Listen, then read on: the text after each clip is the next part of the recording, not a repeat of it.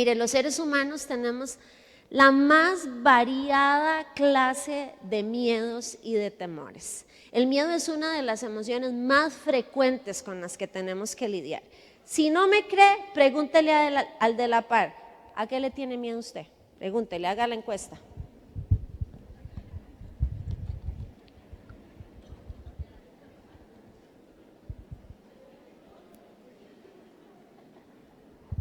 A ver, ¿a qué le tienen miedo? Cuéntenme. Los oigo. ¿A qué? Ah, no me van a decir que a nada, ahora todos son súper valientes. Por ahí oí que a las abejas, ¿cierto? ¿A qué más le tienen miedo? ¿A las cucas?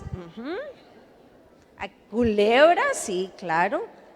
Bueno, yo caigo en cruz con un sapo. Si me quieren matar, pónganme un sapo cerca.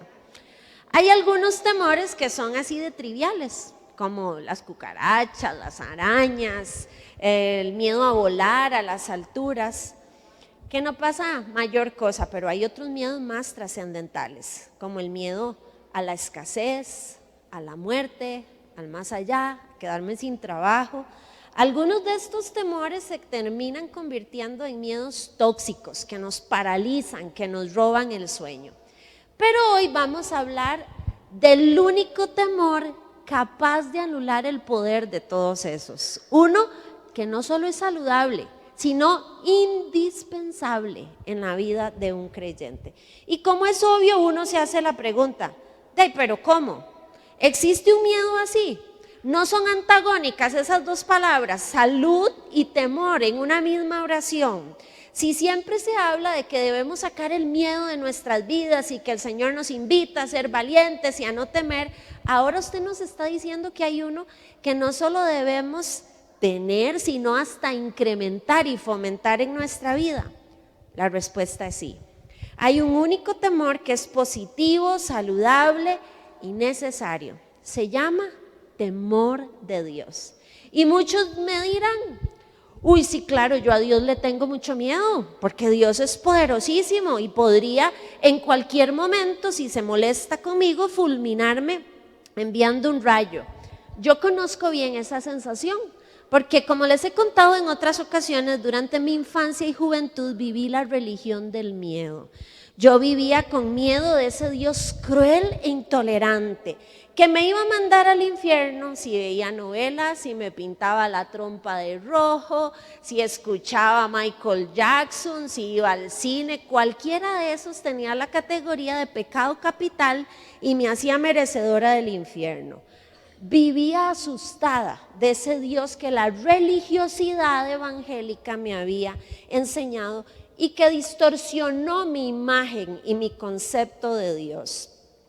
Claro que si usted vive en pecado y no quiere arrepentirse, seguramente que es lógico que usted sienta miedo, porque la Biblia dice que la paga del pecado es muerte. Pero le aseguro que ese no era mi caso cuando yo tenía 9, 10 años. El temor de Dios no tiene nada que ver con miedo a Dios, pero tiene todo que ver con el concepto y con la imagen que usted y yo tengamos de nuestro Dios, porque de eso va a depender la respuesta que tengamos hacia Él. Temer a Dios no es una bonita sugerencia o una opción, es un mandato para quienes hemos decidido seguirle. Dice Deuteronomio 10:12, y ahora Israel, ponga ahí su nombre, Lucía, Carlos, Juan, ¿qué te pide el Señor tu Dios?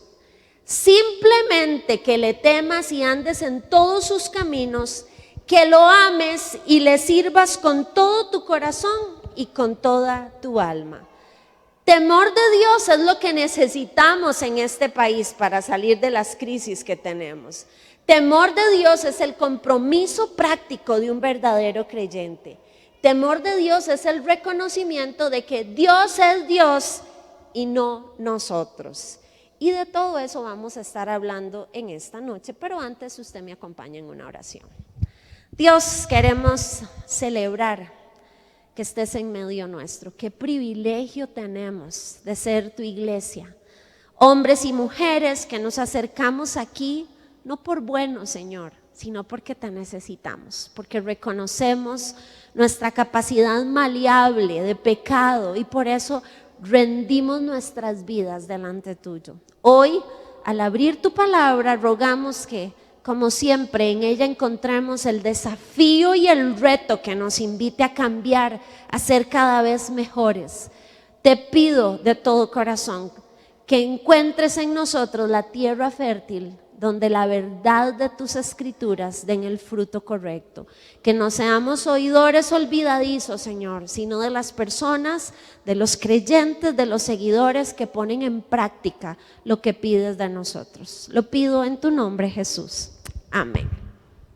Ok, la primera pregunta entonces que uno se hace en un tema como este es: ¿qué es el temor de Dios?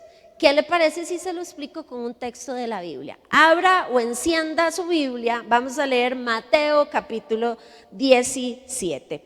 Pero antes le pongo en contexto de la escena. Dice que son 4 amigos que van subiendo una montaña.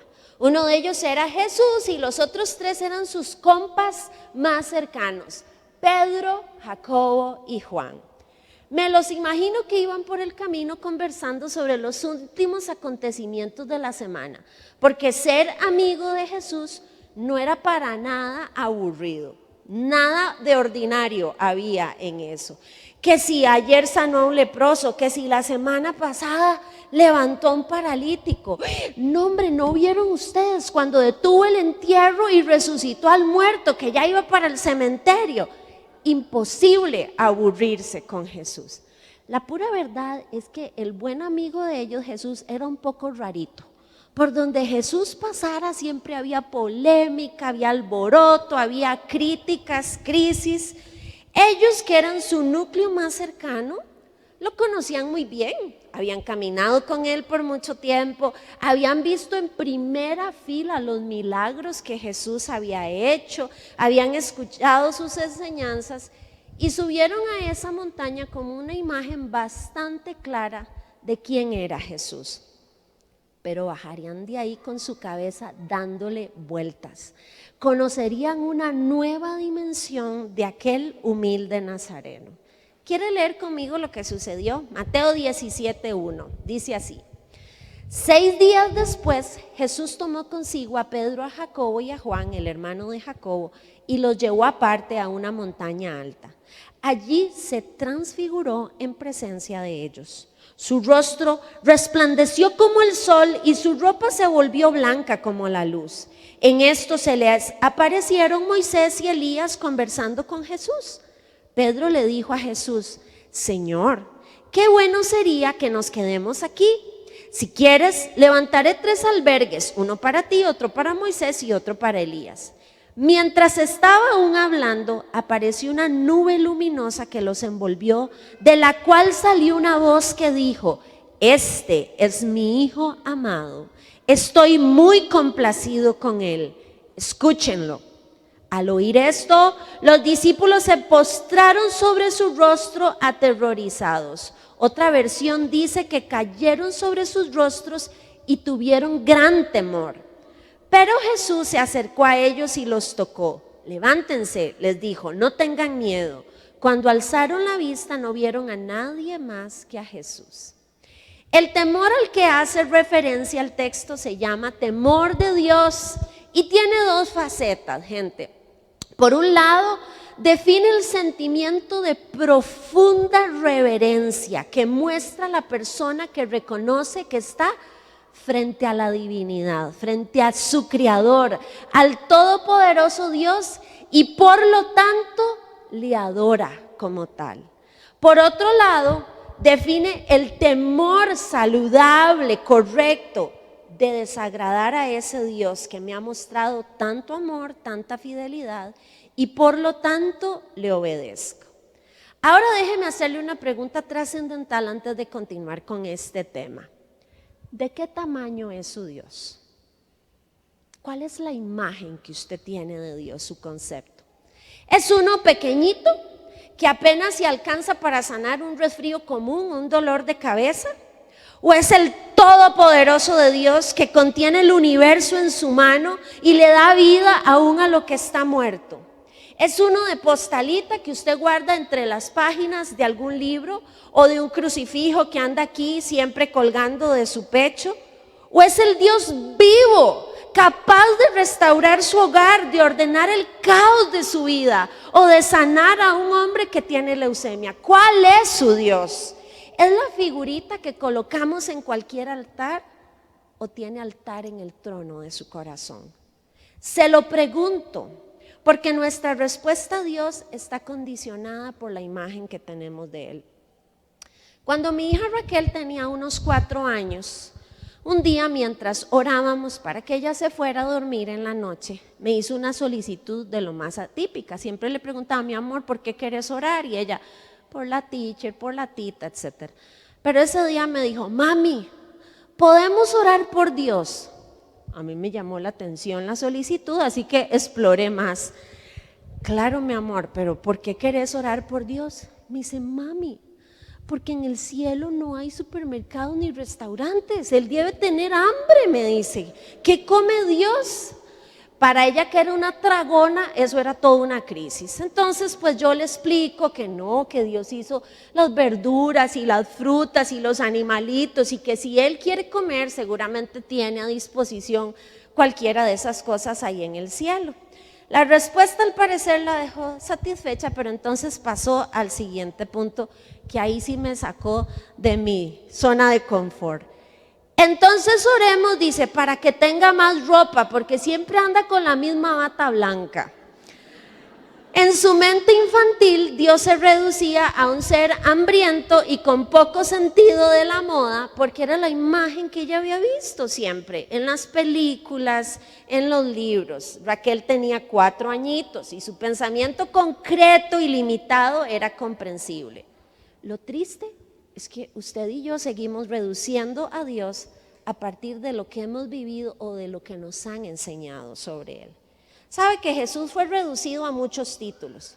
Unos decían: es un profeta más como Elías. Otros: es un revolucionario. Tal vez es un maestro. Es un simple hijo de carpintero. Hoy volvemos a hacer lo mismo. Definimos a Dios con los lentes de nuestra realidad. Tal vez usted se coloca los lentes del pasado.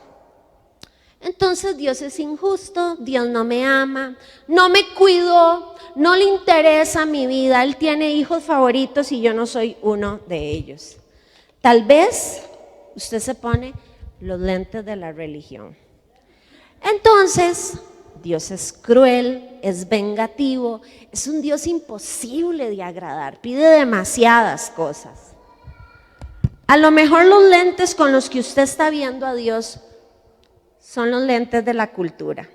Entonces Dios estorba, Dios es un aguafiestas, yo no lo necesito. Es una opción más entre muchas que hay disponibles.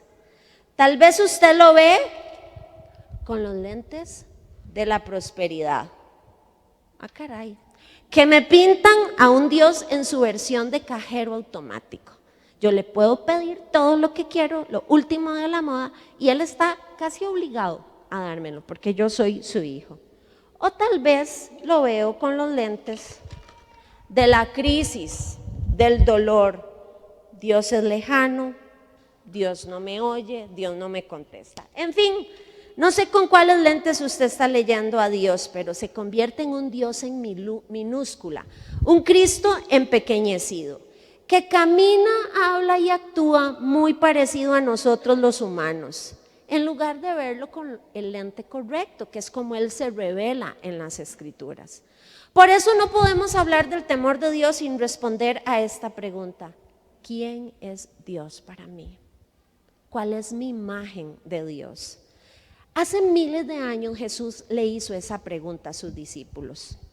Y entonces aparece Pedro, inspirado por el Espíritu Santo, y le dice: tú eres el Cristo, el Hijo del Dios viviente.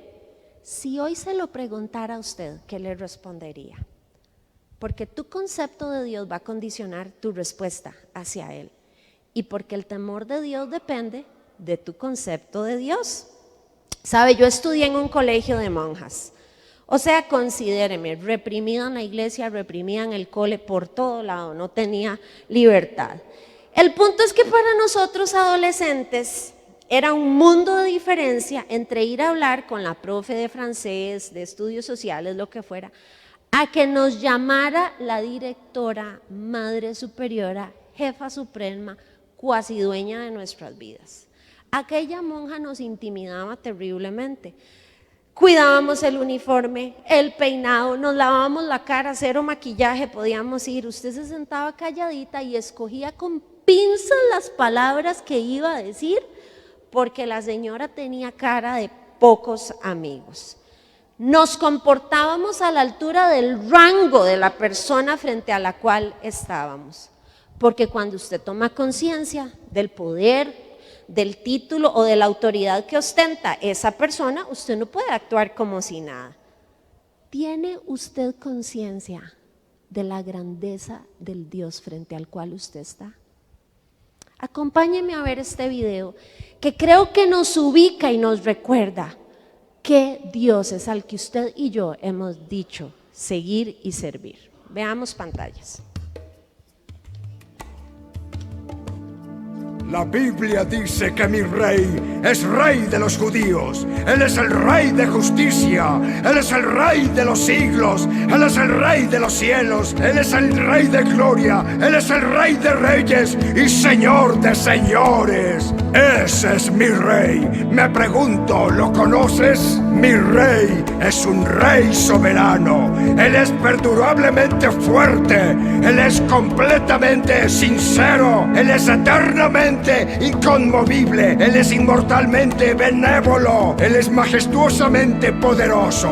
Él es imparcialmente misericordioso. ¿Lo conoces? Él es el Hijo de Dios. Él es el Salvador de los pecadores. Es el centro de la civilización. Él es incomparable. Él es inigualable. Él es la idea más noble en la literatura. Él es la personalidad más elevada en la filosofía. Él es el milagro de los tiempos. Él es el único capaz de ser el suficiente Salvador. Me pregunto si lo conoces hoy. Él da fuerza al débil. Él se compadece y salva. Él fortalece y sostiene. Él cuida y guía. Él sana a los enfermos. Él limpia a los leprosos. Él perdona a los pecadores. Él libera a los deudores. Él libra a los cautivos. Él defiende al endeble. Él bendice a los jóvenes. Él sirve a los desafortunados. Él estima a los ancianos. Él recompensa a los diligentes. Y Él embellece a los mansos. Me pregunto si lo conoces. Bueno, Él es la clave del entendimiento. Él es la fuente de la sabiduría. Él es la puerta de la libertad. Él es la senda de la paz. Él es la calzada de la justicia. Él es la carretera de la santidad. Él es la entrega, la gloria. ¿Lo conoces? Bien. Su oficio es múltiple, su luz es inigual, su bondad no tiene límites, su misericordia es para siempre, su amor nunca cambia, su palabra es suficiente, su gracia es vasta, su reinado es justo, su yugo es fácil y su carga es ligera. ¿Cómo me gustaría poder descubrirlo? Él es invencible, Él es irresistible, no lo puedes sacar de tu mente, no lo puedes quitar de tu mano, no puedes vivir más que Él y no puedes vivir sin Él. Los fariseos no lo soportaban, pero se dieron cuenta que no lo pudieron parar. Pilato no encontró culpa alguna en él. Herodes no lo pudo matar. La muerte no pudo con él. El sepulcro no lo pudo detener. ¡Sí! ¡Ese es mi rey! ¡Mi rey! ¿No se merece un aplauso nuestro rey? Es el mismo que abrió el mar, que detuvo el sol, que resucita a muertos, que alimentó a miles con pocas provisiones, que dio vista a los ciegos y sanidad a los paralíticos. Y tal vez usted me dirá, es que ese es el detalle. Todas son cosas tan ajenas a mí, son verbos en pasado. Eso ocurrió hace tantos años que yo no logro conocer a ese Dios. Si piensa así, permítame mencionarle algunos de los milagros que Dios acaba de hacer ahora mismo por nosotros. ¿Sabía usted que la Tierra rota sobre su eje a una velocidad de 1.600 kilómetros por hora y avanza sobre su órbita por el espacio a 108.000 kilómetros por hora? Y usted ni siquiera se siente mareado. O sea que en un día cualquiera en el que usted cree que no hizo nada, viajó 2.587 millones de kilómetros por el espacio. Eso es un milagro astronómico que Dios hace por nosotros todos los días. ¿Sabía usted que respiramos un promedio de 23,000 veces al día? Si no me cree, empiece a contar. O mejor aún, aguante la respiración por un minuto a ver cómo le va. Su cerebro genera más impulsos eléctricos durante un día que todos los teléfonos del mundo juntos. Tiene una capacidad de más de 4 terabytes, aunque algunos solo hemos estrenado como 1 giga, ¿verdad? En este mismo momento, más de 100,000 reacciones químicas están ocurriendo en su cerebro. ¿De qué color es esto, gente? Morado, sin ninguna alusión deportiva. ¿Sabe por qué lo distinguen? Porque la retina de sus ojos contiene 137 millones de células sensibles a la luz. 130 millones para la visión en blanco y negro y 7 millones para la visión a color. Usted y yo no necesitamos ver un milagro, somos un milagro viviente. Somos increíblemente pequeños con un Dios extraordinariamente grande. La pregunta sigue siendo, ¿cómo respondemos a este Dios? ¿Cómo no adorarle? ¿Cómo no admirar sus obras? ¿Cómo no mostrar reverencia, gratitud, obediencia y temor a un Dios tan incomparable? Dice Hebreos 12:28, seamos agradecidos y agrademos a Dios adorándolo con santo temor y reverencia. Eso significa exaltarlo, adorarlo, obedecerle, servirle, caminar en santidad por amor a Él. El temor de Dios es la respuesta lógica de reconocer lo que Él es, su majestad, su poder, su santidad, y de reconocer lo que Él ha hecho por mí. Me amó, me perdonó, me salvó, me ha dado vida eterna. Eso fue lo que ocurrió con aquellos 3 privilegiados en la montaña. Vieron a Cristo en su grandeza cósmica. Volvamos a la escena. Están anonadados. Y Pedro, para variar, no sabe qué hacer y entonces abre la bocota. Dice Lucas 9:33. Pedro, sin saber lo que estaba diciendo, propuso: maestro, qué bien que estemos aquí, voy a construir 3 cabañas para todos. Pero no lo dejan ni terminar su discurso, porque no hay espacio para las palabras, no hay lugar para los planes constructivos. Ni Elías ni Moisés pueden igualarse con Jesús. Una voz desde el cielo anuncia: este es mi Hijo amado, estoy muy complacido con Él, escúchenlo. Cristo es el amado, el único, no hay otro como Él. Ante tal revelación solo queda espacio para una cosa. Dice que los discípulos se postraron sobre sus rostros y tuvieron gran temor. Un temor santo y reverente que toma lugar en sus mentes y corazones. ¿Quién es este? ¿Quién es este hombre que su rostro resplandece como el sol? ¿Quién es este que conversa con 2 de los líderes más importantes del mundo judío? Elías, el príncipe de los profetas, y Moisés, el que les había dado las leyes. ¿Quién es este a quien una voz desde el cielo le llama mi Hijo amado? ¿Quién es este a quien debemos escuchar y oír? Están frente a Dios. Es Jesús en una manifestación visible de su deidad. Es el mismo temor que experimentó aquel ladrón junto a la cruz, cuando le dijo al otro: cállate, cállate, no reconoces a Dios acá. Y le dice, acuérdate de mí, ten misericordia. Es el mismo temor que vivió Juan el Bautista cuando le dijo, no merezco ni atarle los cordones de sus sandalias. Es el temor que tuvo el centurión cuando le dijo, no soy digno de que entres a mi casa, solo di la palabra y mi criado va a sanar. Y es el mismo temor que experimentó Pedro después de aquella pesca milagrosa, que le dice, apártate de mí, Señor, apártate de mí porque soy un pecador. Ese es el Dios frente al cual estamos nosotros. Usted y yo, ¿cómo estamos respondiendo a ese Dios único, grande y soberano? La prueba irrefutable de que el temor de Dios habita en nuestro corazón son actos que lo reflejan. Dice Primera de Pedro 1:17, recuerden que el Padre Celestial, a quienes ustedes oran, no tiene favoritos. Él los juzgará o los recompensará según lo que hagan. Así que tienen que vivir con un temor reverente de Él durante su estadía aquí como residentes temporales. ¿A usted le preocupa el dolor, la muerte, la corrupción humana que vemos a diario?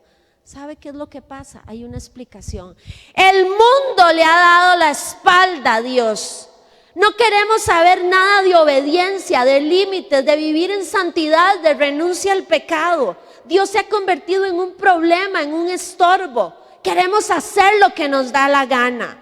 Jeremías 2:19 dice, ponte a pensar cuán malo y amargo es abandonar al Señor tu Dios y no sentir temor de mí. Nos toca entonces hacer el autoexamen y determinar si nuestros actos reflejan un corazón temeroso de Dios, que le honra, que le ama, que le busca, que quiere caminar en santidad, o un corazón endurecido, lleno de soberbia, que no necesita a Dios porque vive bajo sus propios parámetros. La segunda pregunta, ¿y por qué es saludable esto? A esta altura del mensaje yo espero que usted tenga claro que nosotros debemos conducirnos en el temor de Dios, porque para empezar Él es Dios, nosotros solo sus criaturas, porque Él merece toda la honra y adoración, porque le amamos y estamos agradecidos con Él por lo que ha hecho, porque nadie puede ser salvo si no cree en Jesucristo para salvación, y porque con este Dios de justicia y santidad no se juega. Pero además, la Biblia ofrece muchas otras razones para vivir no solo libre de todos esos otros temores, sino libre bajo el temor de Dios. Le doy algunas. El temor de Dios nos hace sabios. Dice Proverbios 1:7, el principio de la sabiduría es el temor de Jehová. Y Proverbios 3:7, no seas sabio en tu propia opinión, más bien teme al Señor. Usted estará de acuerdo conmigo en que necesitamos dosis industriales de sabiduría para vivir en estos tiempos. Ni 1200 títulos académicos nos alcanzan para los retos y decisiones de la vida moderna.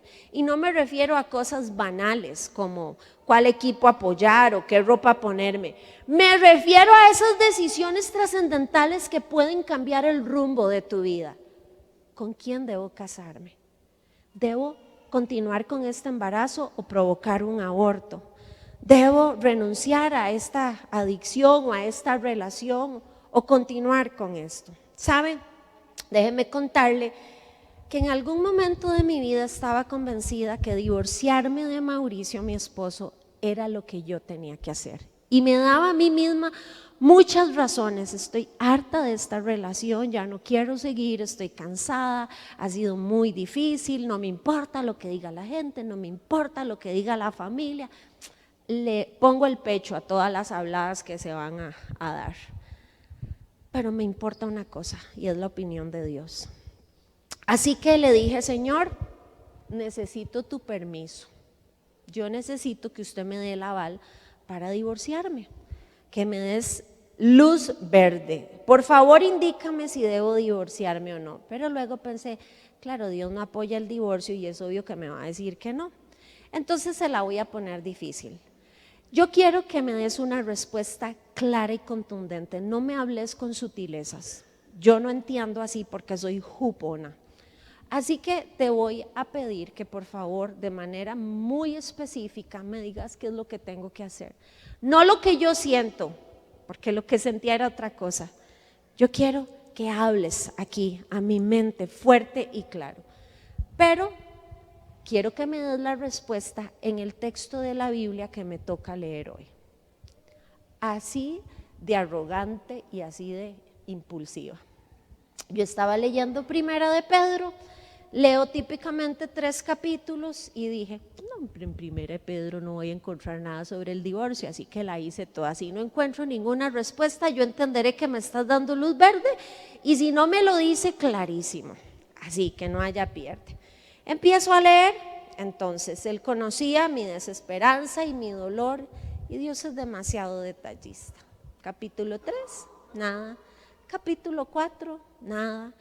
Empiezo a leer el capítulo 5 y dije, bueno, parece que no voy a encontrar respuesta acá. Verso 7, verso 8, verso 9. Y cuando yo empiezo a leer el capítulo 10, escucho una voz aquí en mi interior que me dice, esta es tu respuesta. Yo me sorprendí. Comparto el texto con ustedes, Primera de Pedro 5:10. Y después de que ustedes hayan sufrido un poco de tiempo, Dios mismo, el Dios de toda gracia que los llamó a su gloria eterna, los restaurará y los hará fuertes, firmes y estables. Yo empecé a llorar, no por la respuesta que me había dado, sino que me sobrecogió pensar que un Dios que tiene que gobernar el universo, le importaba la petulancia de aquella hija suya pidiéndole una respuesta, porque ese es nuestro Dios. Cuando nosotros caminamos en temor de Él, Él nos va a dar la sabiduría para tomar las decisiones, nos va a equipar con lo que necesitamos.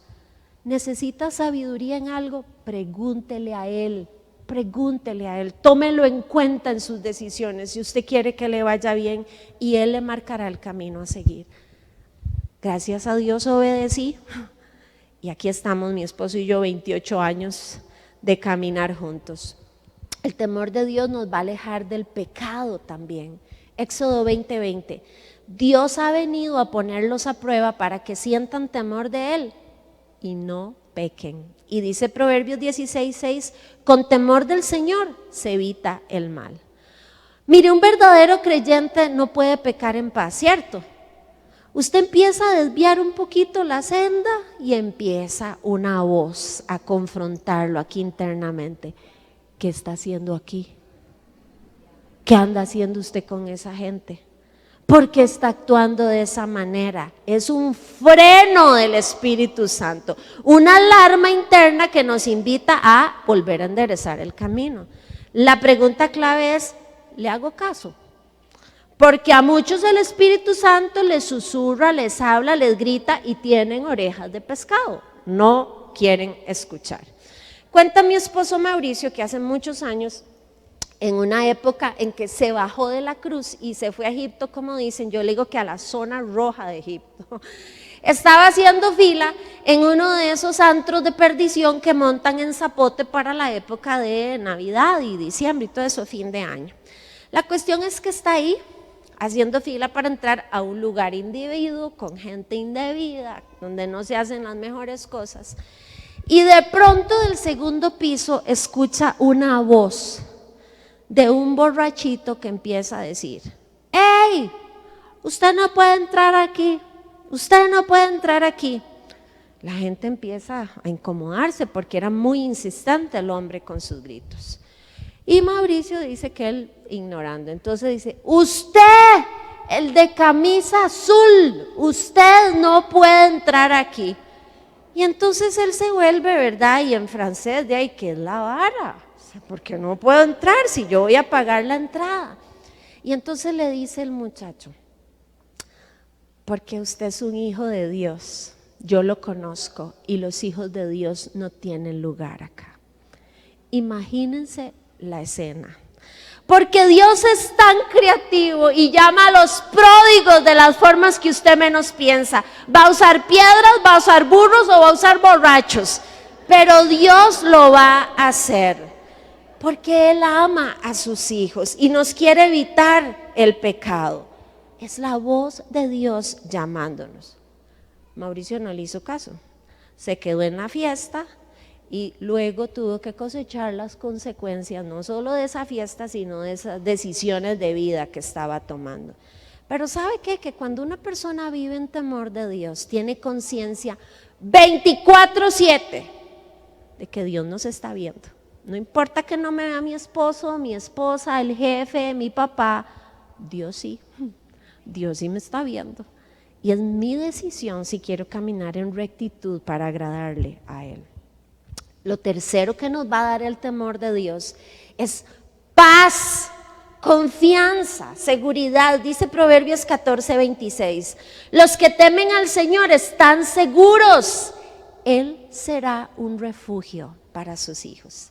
Y 19:23 dice, el temor del Señor conduce a la vida. Da un sueño tranquilo y evita los problemas. Mire, los problemas y la adversidad son parte del presupuesto de la vida. Tarde o temprano las vacas flacas nos aparecen en la escena, ya sea en forma de enfermedad, de crisis financiera, laboral, de pareja, etc. De pronto algo empieza a salir como no lo habíamos planeado. Y rápidamente olvidamos que Dios dijo que Él iba a estar conmigo en el valle de las lágrimas, de las sombras, aún de la muerte. Y entonces, ¿cuál es la consecuencia inmediata? Perdemos el sueño. ¿Qué voy a hacer, Dios mío? ¿Ahora cómo voy a resolver esto? Y nos desvelamos madrugadas enteras tratando de arreglar el mundo. ¿Es usted uno de esos? Bueno, lamentablemente yo sí, debo reconocerlo. Y una de mis pruebas de fuego la viví el año pasado. Resulta que por un tecnicismo legal a mi esposo no le renuevan el contrato en una organización gubernamental. Entonces, en diciembre del 2017 le dicen, hasta aquí llegamos. Presentamos los papeles a los abogados y el abogado dice, tranquilos, eso rapidito lo resolvemos, no se preocupen, en enero usted va a estar de vuelta colocado en su puesto, porque era injusto el despido. Bueno, resulta que empezaron a pasar los días, las semanas, los meses. Para hacerles el cuento corto, 8 meses estuvo Mauricio el año pasado sin trabajo. Imagínese usted la prueba de fuego que eso representa para alguien controlador como yo. Entonces yo no dormía, yo pasaba las noches en vela pensando qué vendo, qué cambio, qué compro, o sea, ya estaba averiguando cuánto costaban los riñones o algo así para ver cómo salíamos con todas las responsabilidades económicas que teníamos, hasta que un día dije, suave, algo está mal aquí. Mauricio, una persona con muchísima fe, me decía, amor, yo confío en los propósitos de Dios. Y roncaba tranquilísima a la par mía. Y yo decía, yo quiero eso, Señor. No puede ser que yo esté aquí en vela mientras Él, que es el que está sin trabajo, esté aquí descansando tan tranquilo. Así que tuve que orar un día y decirle, toma mi ansiedad. Yo sé que estás en control, pero ayúdame a saberlo aquí y a saberlo aquí también, para descansar. Hice así una oración de súplica. Vea, les cuento, ni las Tapsin verdes, que son las que yo tomo a veces para poder dormir, me han dado ese efecto. Dormía maravillosamente, no se resolvía la situación, pero Dios me dio paz. Y otro día les cuento cómo fue tan fiel, que siempre estuvo ahí, que nunca nos faltó nada, pero eso es otra historia. Quienes temen al Señor tienen la seguridad de que Él controla todo y por eso pueden dormir en paz. Lo otro que da el temor de Dios es protección. Salmo 34:7 dice: el ángel del Señor acampa alrededor de los que le temen, a su lado está para librarlos. ¿No le parece a usted maravilloso saber que Dios nos envía a su ángel cada vez que salimos de casa o que subimos al carro para enfrentarnos a esta selva vehicular? Cada vez que sus hijos salen para la universidad o para el colegio, la protección divina acompaña de forma permanente a los hijos de Dios. El ángel dice: no trabaja por horas, acampa, le hace un fijo a usted aquí a la par, ¿verdad? Claro, hay una cláusula que dice que después de 100 kilómetros por hora se baja del carro, por si no lo sabían. Ahora, con todo este boom de los ángeles, a uno le da temor muchas veces mencionar esta faceta de la espiritualidad, pero resulta que es real. Hay muchas personas que han tendido a darle más boom a la creación que al creador, pero los ángeles son enviados de Dios para protegernos a nosotros. Y hay un libro en particular que me gusta porque es de testimonios de personas cristianas que narran cómo ángeles han aparecido y los han rescatado. Bueno, esta mujer se llama Judith Rosie y dice que ella va por el freeway en Estados Unidos manejando a esas velocidades tremendas. Va a la par su hijita de 9 años y van detrás de un camión que lleva material para construcción, varillas, perling, láminas de acero, todo prensado con una cadena. Por la velocidad y por el viento, de pronto dice que aquella cadena se rompe y ellas quedan bajo aquella lluvia de material que a esa velocidad era muerte segura. Dice que la hijita instintivamente lo que hace es recogerse así en un puño y ella solo puede decir: Señor. Fue lo único que pudo decir. De pronto, cuenta esta señora, dice que sus ojos fueron abiertos y cuando ella se percata, hay 2 hombres en la tapa de su camioneta, altos, grandes, musculosos, dice ella, que agarraban las varillas, los perling, las láminas y las tiraban al lado. Los ángeles del Señor protegiéndola a ella, a una mujer que tenía su fe puesta en el Señor. ¿Sabe? Si nuestros ojos fueran abiertos, quién sabe cuántas veces los ángeles del Señor han actuado así a nuestro favor. Porque eso es lo que hace el Señor con quienes le teme. Manda a sus ángeles para que nuestro pie no tropiece.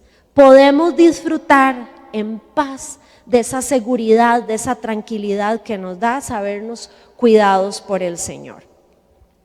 Y finalmente, el temor de Dios nos da la amistad del Señor. Dice el Salmo 25:14. El Señor es amigo de los que le temen, a ellos les enseña su pacto. Este sin duda es el beneficio más significativo derivado del temor a Dios.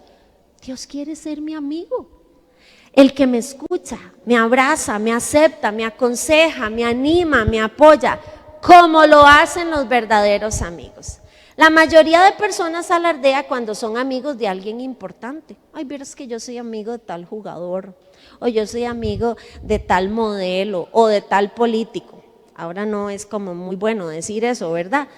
El asunto es que conocer a esa persona medio famosa le da a uno como cierto estatus y hasta provoca admiración o envidia en nosotros. Imagínense que yo tengo una conocida que dice que jura que ella fue novia de Chayanne en sus primeros años. ¿Se imaginan, chicas?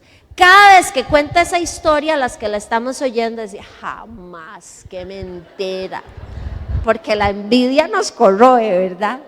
Bueno, pues la escritura le vincula a usted con el amigo más importante que cualquier ser humano pudiera desear.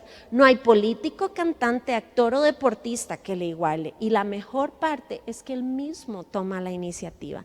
Dice Juan 15:15, ya no los llamo siervos, porque el siervo no está al tanto de lo que hace su amo. Los he llamado amigos, porque todo lo que a mi Padre le oí decir se lo he dado a conocer a ustedes. usted no quiere perderse el privilegio de llamar a Jesús su amigo. Como ve, temer a Dios siempre redunda en beneficio para sus hijos. La lista es interminable. Le menciono otros beneficios rápidamente. Se cumplen nuestros anhelos. Salmo 145, 19 dice: cumple los deseos de quienes le temen. Provee para mis necesidades. Salmo 34, 9. Teman al Señor ustedes sus santos, pues nada les falta a los que le temen. Me garantiza su amor. Salmo 103, 17. Pero el amor del Señor es eterno y siempre está con los que le temen. Me añade vida. El temor del Señor prolonga la vida. Da misericordia a mis generaciones. Dice Lucas 1:50, de generación en generación se extiende su misericordia a los que le temen. Pensar, hablar y actuar bajo el temor de Dios siempre va a ser una bendición para nosotros. Y concluyo con lo siguiente.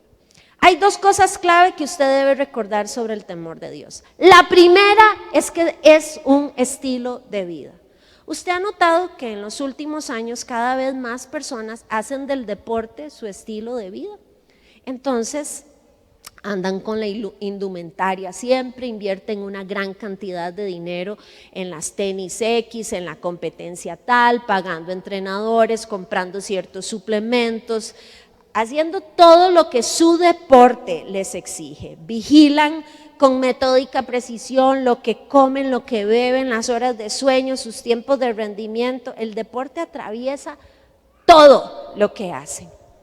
De la misma manera, el temor a Dios debería de ser la norma de vida para aquellos que hemos creído que Dios es Dios, juez supremo y todopoderoso, y para aquellos que le amamos y estamos agradecidos con Él. ¿Sabe que es incoherente llamarse cristianos si solo lo recordamos las 2 horas que estamos aquí en la iglesia? Honrarlo en este escenario es facilísimo. No ve la cara de santos que tienen todos ustedes. El mérito está honrarlo cuando nadie te ve, cuando estás en el trabajo, en tu casa, cuando escoges qué ver en la pantalla de tu televisión o de tu computadora, cómo hablar y hasta qué pensar. Nuestra fe y práctica no pueden divorciarse. Y que se termine diciendo de nosotros lo que tristemente se dijera del pueblo de Israel: este pueblo con sus labios me honra, pero su corazón está muy lejos de mí. Vivir bajo el temor de Dios es un estilo de vida. Lo segundo que usted debe recordar es que vivir bajo el temor de Dios exige tomar una decisión. Tengo que elegir: o agrado a Dios o agrado a la gente. A nosotros nos preocupa demasiado la gente. ¿Qué van a decir? Que me acepten, que no me critiquen, que me amen, que me validen. Y por eso muchos prefieren el aplauso de la gente antes que el compromiso serio con Dios. No quieren renunciar a la falsa comodidad, a esos beneficios personales o al pecado en el que viven. Y esto precisamente fue lo que ocurrió con el rey Saúl. Vean cómo equivocó su elección. Dice 1 Samuel 15, 24. He pecado, admitió Saúl. He quebrantado el mandato del Señor y tus instrucciones. Los soldados me intimidaron, dice, y les hice caso. ¿Y a usted a quién le está haciendo caso? ¿A los amigos? ¿A ese compa mala influencia? ¿A la presión social? ¿A la moda? ¿Al discurso de lo que la sociedad hace? Están haciéndote caminar por la senda equivocada bajo el argumento de nada pasa. Todos lo hacen, es lo normal. Una vez no es pecado, nadie se va a enterar, vamos. Gente, nos toca elegir. O cedo a esas voces externas y hago lo que mi ego pecaminoso me dicta, o escojo el temor a Dios y decido obedecerle, aunque a veces eso implique ir contracorriente. La decisión es nuestra, la decisión es suya. Suya. Piense, por favor, ¿hace cuánto dejaste de sentir este temor reverente de admiración por el Dios a quien amas? ¿Cuándo fue la última vez que, como aquellos discípulos, Caíste de rodillas y te quedaste sin aliento por la grandeza, la santidad, el poder de tu Dios. ¿Hace cuánto tus decisiones de vida dejaron de honrar al Dios a quien dices amar y al que misericordia, amor y gracia te ha dado en raudales? ¿Habrá algún área de tu vida en la que necesitas que el temor de Dios te abrace? Esta es una oportunidad para reafirmar tu compromiso con Él. Póngase de pie, la banda me iba a acompañar, no sé si están por ahí. Yo quiero invitarlos a que cantemos una canción que cantamos ahora durante el tiempo de ministración, que dice: damos honor a ti. ¿Por qué? ¿Por qué le damos honor a Él? Porque Él es el único, porque solo Cristo la merece, porque solo Él es Dios. Y cántelo desde su corazón y con su entendimiento a ese Señor que merece toda la adoración y toda la alabanza.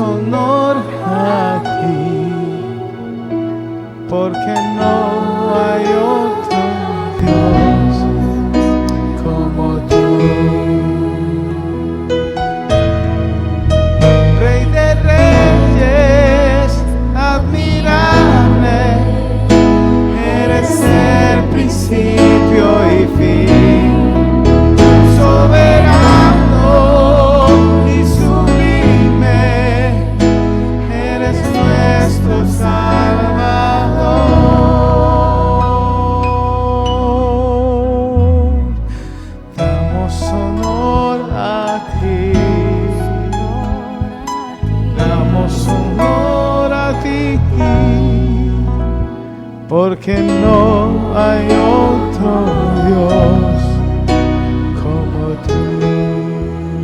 El texto que estudiábamos dice que los discípulos cayeron postrando su rostro en tierra. Y yo le voy a invitar a que, por favor, iglesia, si usted le es posible, póngase sobre sus rodillas. Eso lo que significa es: nos rendimos delante de ti, Señor. Nos rendimos delante de ti. Y volvamos a cantar esto desde ahí. Señor, reconocemos que tú eres el único Dios que merece adoración, que merece gloria. Yo no quiero que sea yo, mi ego, quien gobierne. Quiero que seas tú en mi vida.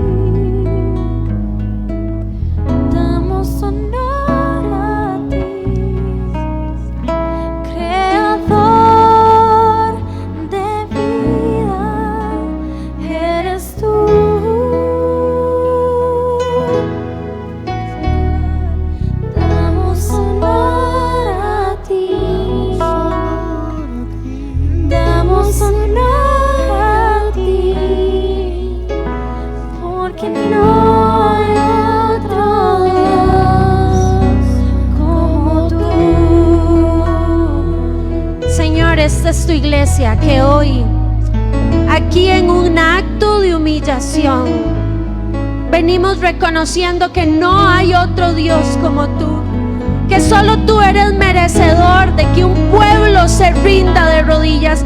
No doblaremos nuestra rodilla delante de nadie más ni de nada más.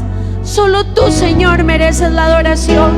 No hay otro como tú, el único Dios grande, soberano, fuerte, mi Salvador, mi Redentor, mi Rey, el único a quien yo rindo mi vida. Aquí estamos, hombres y mujeres, que hoy reconocemos, Señor, que muchas veces en nuestro orgullo, en nuestra altivez, te hemos sacado de nuestras vidas. Nos decimos cristianos, pero no vivimos como seguidores de Cristo. Nos decimos amarte, decimos servirte, pero nuestros actos no reflejan eso, Señor. Hoy venimos como iglesia pidiéndote perdón. Perdón, Señor, perdón. Sana nuestras vidas, sana nuestra iglesia. Queremos ser hombres y mujeres que hagan brillar su luz delante de otros, para que ellos puedan ver esas buenas obras y te alaben a ti. Y no siempre hemos sido un fiel reflejo de esa luz, Señor. No siempre te hemos hecho lucir bien. Por eso hoy te pedimos perdón. Conoces cuál es la batalla individual de cada hombre y mujer que hoy se encuentra aquí. Cuál es nuestra área de debilidad. ¿Cuál es el pecado que nos asedia, Señor? Y venimos rogando, sé nuestra fuerza. Danos la capacidad, el valor, el coraje de tomar las decisiones que se requieren para marcar una diferencia, para honrarte a ti, Señor, con todo lo que hacemos, con los lugares en donde estemos, con la forma en la que pensamos y hablamos. Queremos ser hombres y mujeres que viven bajo tu temor, Señor. Por favor, en cada uno de los corazones que hoy se encuentra aquí, que el sello del temor de Dios sea lo que dirija nuestras vidas. Que salgamos de aquí para hacer luz y ser sal en el mundo. Que la gente note la diferencia, porque Cristo en nosotros ha hecho una diferencia. Solo somos la vasija de barro, Señor, en la que brillas tú. Pero queremos ser la mejor vasija posible. Perdónanos, Señor, y permite que con nuestras vidas te podamos exaltar. Que toda nuestra vida sea un canto de adoración a ti. Lo rogamos en tu nombre. Gracias, Señor. Póngase de pie y cantamos una vez más para cerrar. Rey de Reyes, admirable.